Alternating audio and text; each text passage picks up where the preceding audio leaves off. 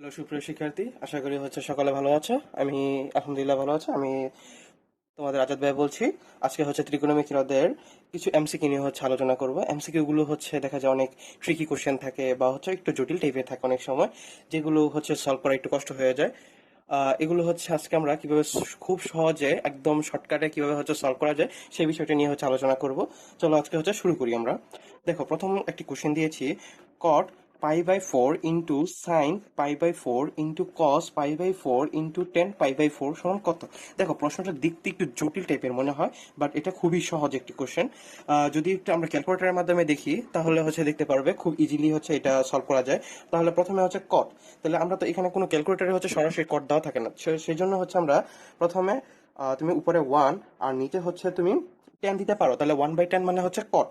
তাহলে আমরা এটা দিলাম। তারপর পাই বাই ফোর, তাহলে এখানে ব্রেকেট তোমার পাই উপরে, যে পাই তোমার কিভাবে পাই দিবা, শিফটে চাপ দিয়ে এক্সপি তে চাপ দিবা, শিফটে প্রেস করে এক্সপি তে চাপ দিবা, তাহলে পায়ের চিহ্নটা এসে পড়বে। তারপর নিচে ফোর দিয়ে দিবা। তারপর তোমার এখানে ইনটু বা গুণ, তুমি এখানে গুণ অবশ্যই দিয়ে দিবা।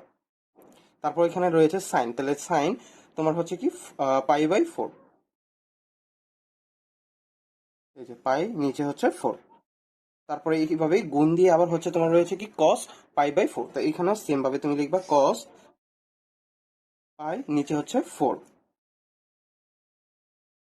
তারপর তুমি গুণ দিয়ে লিখতে পারো টেন তোমার কি পাই বাই ফোর।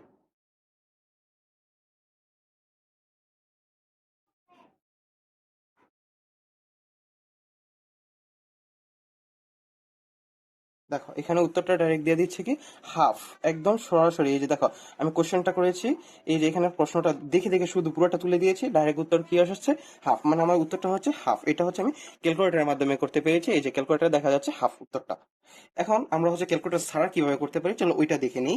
এখানে প্রথমে cot pi by four into তোমার রয়েছে কি sine pi by four into cos pi by four into tan pi by four. Okay, আমরা এটা লিখলাম। এখন দেখো তো, কট মানে কি আমরা জানি, কট মানে ওয়ান বাই টেন। কট মানে কি ওয়ান বাই টেন। আমরা যেহেতু এখানে জায়গা আমার সম্পূর্ণ নেই, এই কারণে তোমাদের শর্টকাটে বোঝাচ্ছি। দেখো, one by ten pi by four এখানে রয়েছে, এখানে শুধু টেন এটা, আর এই যে এটা কেটে দিতে পারি আমি। তাহলে রয়েছে কি sine four by pi by four into cos pi by four.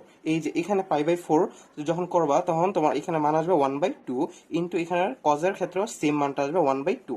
তো যেহেতু one by two, one one গুণ করলে ওয়ান, আর দুইটা রুট টু মানে একটি টু, সো তুমি ওয়ান বাই টু এভাবে আসে। তুমি ক্যালকুলেটরের মাধ্যমে করতে পারো অথবা হাতে কলমেও করতে পারো, যেভাবে খুশি তুমি ওইভাবে করতে পারো, সমস্যা নেই।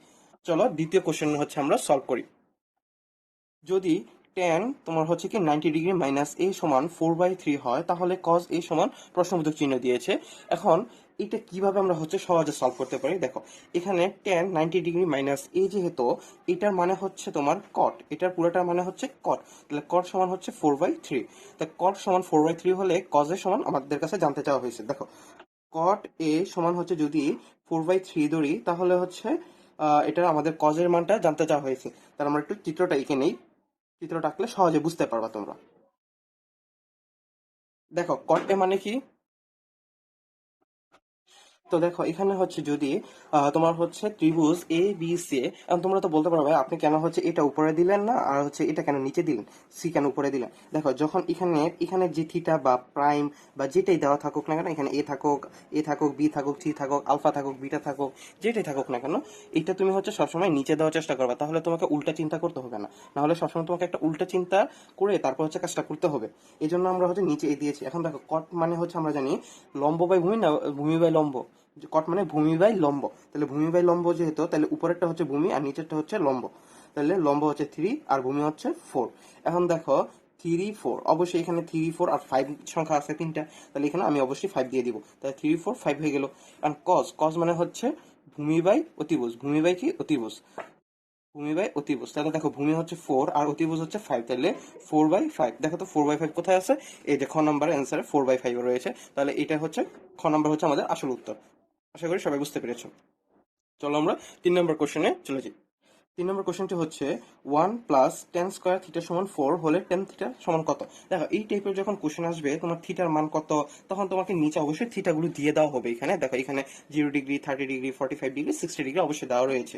এখন তুমি কি করতে পারো, এগুলোকে সহজে সলভ করার জন্য থিটার মানগুলো তুমি অপশন টেস্ট আকারে নিয়ে নিতে পারো। অপশন টেস্ট মানে হচ্ছে তুমি এখানে যে প্রশ্নের অপশনগুলো দেওয়া থাকবে ওই অপশনগুলো তুমি প্রশ্নের মধ্যে বসিয়ে নিবা, তাহলে যে উত্তরটা পাওয়া যাবে সেটাই হচ্ছে তোমার আসল উত্তর হয়ে যাবে। দেখো এখানে বলছে 1 + tan² θ = 4, মানে এই দুইটা যদি আমরা যোগ করি তাহলে আসবে 4। ক্লিয়ার? তা ধরো আমি হচ্ছে 10 কে ধরি, আমাদের ক্যালকুলেটর অবশ্যই 10 রয়েছে। তো দেখো এখানে 10 আমি হচ্ছে প্রথমে 0 ডিগ্রি ধরতে পারি, তাহলে 0 ডিগ্রি ধরলে দেখো তাহলে 10 0 কে ধরলে 0 আসে, তার উপর একটা স্কোয়ার দিলে এই 0ই রয়েছে। দেখো তো পরিবর্তন হয় কিনা মানটা, কখনো পরিবর্তন হয় না, তাহলে এটা যাবে না। এখন তুমি আমি হচ্ছে 0 কে পরিবর্তন করে ধরো হচ্ছে 30 ডিগ্রি ধরতে পারি, তাহলে 30 ধরলাম। তাহলে 30 ডিগ্রি ধরলে দেখা হচ্ছে আমাদের মানটা অবশ্যই পরিবর্তন হয়ে যায়।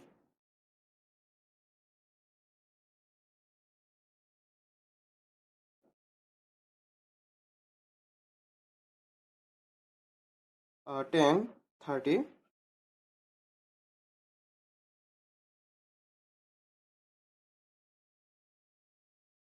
দেখো এটাকে এসডি যদি করি, আস্তে আস্তে কেন, এই যে এখানে এখন এসে পড়বে।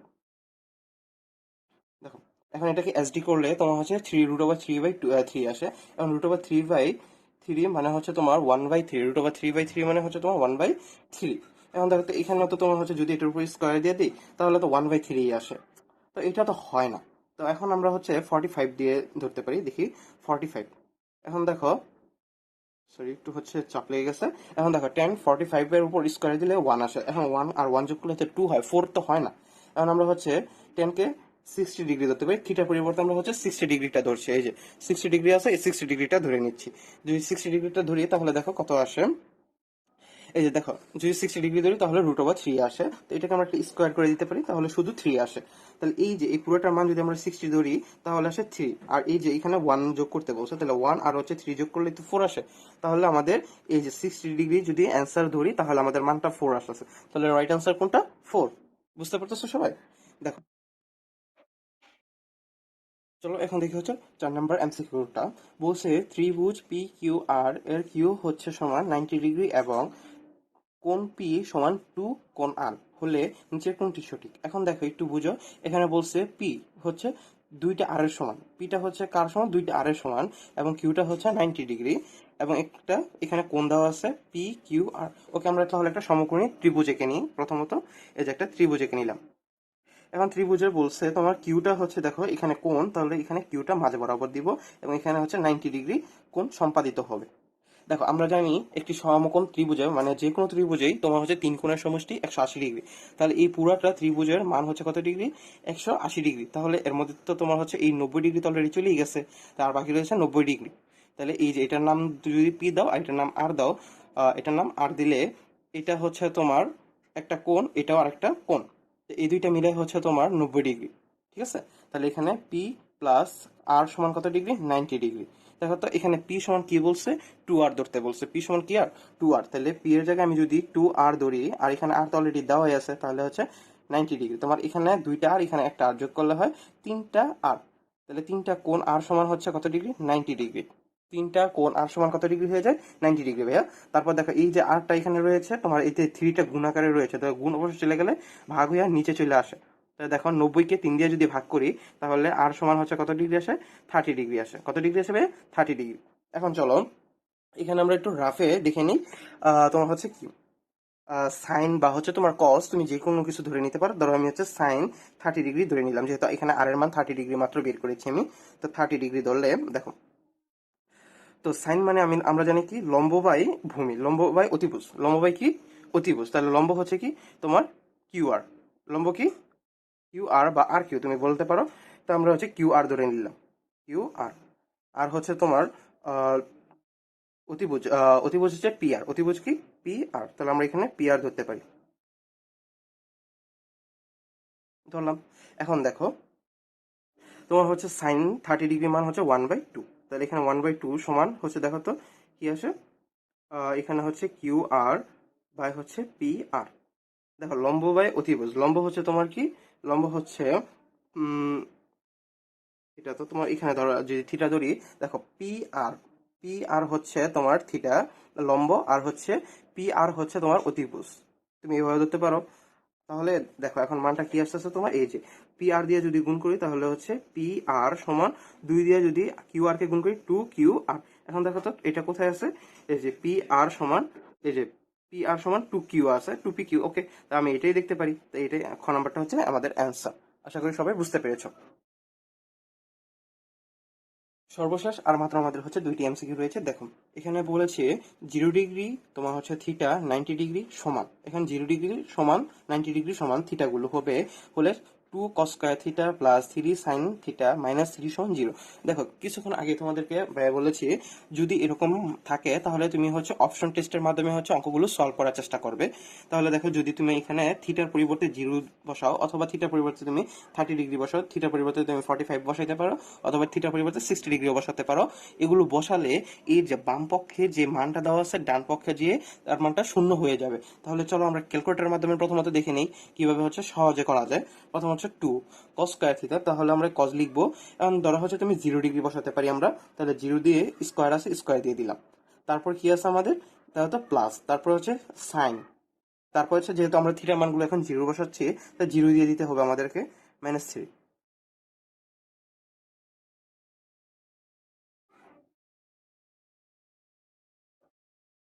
-3। দেখো -3 যদি দেই তাহলে আমাদের মানটা আসছে শুধু -1। এই যে আমাদের মানটা হচ্ছে কি -1 পাচ্ছি আমরা। তো এটা তো আমাদের উত্তর না, আমাদের উত্তরটা হচ্ছে শুধু 0। তাই 0 আনতে হলে এখন চলো দেখি 30 ডিগ্রি দিয়ে আসে কিনা। 2 cos 30 স্কোয়ার প্লাস 3 sin 30, তারপর হচ্ছে -3। দেখো আমাদের মানটা হচ্ছে 0 এসে পড়েছে। আশা করি সবাই দেখতে পাচ্ছ। এই যে 2 cos² থিটা, cos² 30 ডিগ্রি, তোমার থিটা পরিবর্তে আমরা হচ্ছে 30 ডিগ্রি ধরেছি। তারপর হচ্ছে সাইন থিটা পরিবর্তে আবার আমরা 30 ডিগ্রি ধরেছি, আর এখানে -3 দেওয়া আছে, আমরা -3 ধরেছি। দেখো তাহলে আমাদের মানগুলো হচ্ছে শূন্য বললাম প্রমাণ করার জন্য। আমাদের লেফট হ্যান্ড সাইড সমান রাইট হ্যান্ড সাইড 0 আসার দরকার, 0 এসেছে আমাদের উত্তরটা। তাহলে থিটার মান কত ডিগ্রি ধরতে পারি, 30 ডিগ্রি। এটাই হচ্ছে আমাদের একদম সহজে বের করার জন্য অ্যান্সারটা। আশা করি সকলে বুঝতে পেরেছি। চলো আমরা হচ্ছে ষষ্ঠ নম্বর অঙ্কটা শেষ করি। দেখো একটু জটিল টাইপের মনে হতে পারে, চিত্র দিয়ে একটু কি জানি লিখেছে। চলো ভাইয়া হচ্ছে খুব সহজে এটা সলভ করে দিই। দেখো এবি সমান 16 সেন্টিমিটার, মানে এবি সমান 16 সেন্টিমিটার, বিসি সমান বি এবং সি। দেখো এ এবং বি এখান থেকে এতটুকু যে দূরত্ব, এটা হচ্ছে তোমার 16 সেন্টিমিটার বলছে, দিলাম 16 সেন্টিমিটার। বিসি এই যে এখান থেকে বি থেকে সি পর্যন্ত এটার দূরত্ব হচ্ছে 20 সেন্টিমিটার নিলাম ভাই। তারপর হচ্ছে ডি এবং সি এটা দূরত্ব এই যে ডি সি মানে সিডির দূরত্ব হচ্ছে তোমার কত, 15 সেন্টিমিটার। ওকে, দিয়ে ফেললাম। এখন বলছে এই যে এ সি ডি, এই যে সি তো সবসময় কোনটা মাঝ বরাবর থাকে, যেটা মাঝে থাকে ওইটা হচ্ছে কোণ। তা এই যে আমরা এটাকে কোণ ধরতে পারি, এটা হচ্ছে 90 ডিগ্রি। তাই এটাকে একটা সমকোণী ত্রিভুজ আমরা ধরতে পারি। ওকে, তাহলে বলছে কজ ক্যাডের মান নির্ণয় করার জন্য বলছে। ওকে, আমরা এটা করব। আগে দেখি তাহলে আমাদের ভূমি কতটুকু। দেখো ভূমি কিন্তু এই যে এ বি বা হচ্ছে বি সি পর্যন্ত না, এ থেকে সি পর্যন্ত আমাদের পুরোটাই ভূমি।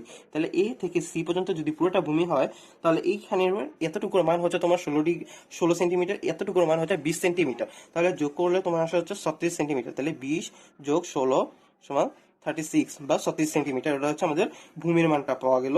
তারপর দেখো লম্বর মানটা হচ্ছে ডিসি বা সিডি তুমি যাই বলো না কেন, এই যে ডিসি সমান হচ্ছে কত, এটা হচ্ছে 15 সেন্টিমিটার। এখন দেখো আমাদের অতিভুজের মানটা বের করতে হবে। তা অতিভুজের মানটা কিভাবে বের করি, দেখো আমাদের পিথাগোরাসের সূত্র অনুসারে আমরা জানি লম্ব স্কয়ার সমান ভূমি স্কয়ার। তা লম্ব স্কয়ার সমান যেহেতু ভূমি স্কয়ার, তো দেখো এখানে পিথাগোরাসের যদি সূত্রটা আমরা হচ্ছে বসাই, তাহলে পিথাগোরাসের সূত্র হচ্ছে অতি স্কয়ার মানে অতিভুজ স্কয়ার সমান কি লম্ব স্কয়ার প্লাস ভূমি স্কয়ার। এটাই তো আমাদের হচ্ছে পিথাগোরাসের সূত্রটা ছিল। যদি আমরা এই স্কয়ারটাকে উঠাতে চাই তাহলে এখানে আমাদের রুট ওভার দিয়ে দিতে হবে। তাহলে এখানে যদি রুট ওভার দেই অতিভুজ, তা অতিভুজ হচ্ছে তোমার কি এডি, অতিভুজ হচ্ছে এডি, তাহলে লম্ব, লম্ব হচ্ছে তোমার 15, তাহলে রুট ওভার দিয়ে 15, তার উপর একটা তুমি স্কয়ার দিতে পারো প্লাস ভূমি, ভূমি হচ্ছে কত তোমার এই যে 36 আমরা বের করেছি, তাহলে এখানে 36 লিখে তার উপর একটা স্কয়ার দিতে পারো। এখন চলো আমরা ক্যালকুলেটরে এটা মানটা বের করে ফেলি। দেখো এখন হচ্ছে এগুলো আমরা হচ্ছে ক্যালকুলেটর সম্পূর্ণ তুলে দিব, তাহলে অ্যান্সার গুলো বেরিয়ে আসবে। তাহলে প্রথমে হচ্ছে 15 লিখে তারপরে স্কোয়ার দিবা প্লাস, তারপরে হচ্ছে 36, তারপর স্কোয়ার দিবে প্লাস। এখন দেখো এইটা পুরোটা করলে হচ্ছে আমাদের মানটা আসে 39।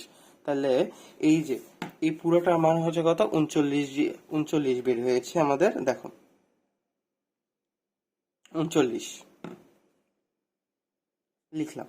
এখন দেখো আমাদের বলছে কি cos A C D, C A D প্রমাণ করার জন্য, মানে সি এ ডি এটার মানটা হচ্ছে থিটা ধরে নিবা। তাহলে এখন দেখি তোমার হচ্ছে কজ মানে কি, কজ হচ্ছে তোমার লম্ব বাই, কজ হচ্ছে ভূমি বাই অতিভুজ, কজ হচ্ছে কি তোমার ভূমি বাই অতিভুজ। তাহলে কজ